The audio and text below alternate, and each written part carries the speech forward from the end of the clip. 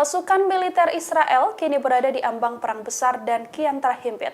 Pasalnya serangan pada Israel datang dari sisi utara dan juga sisi selatan yang dilakukan pasukan Hamas dan juga Hizbullah dari Lebanon.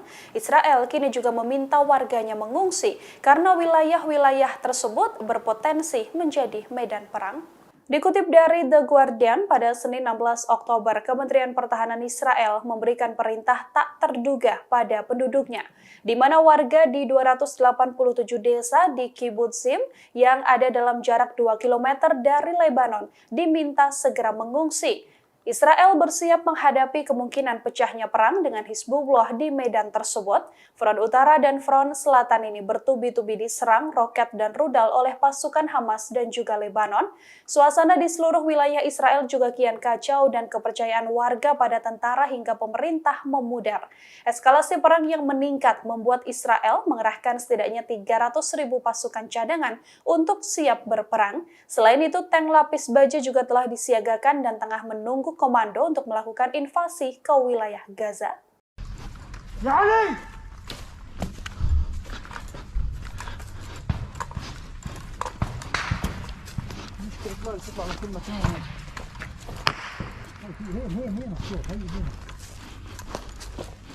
ايش الدخنات؟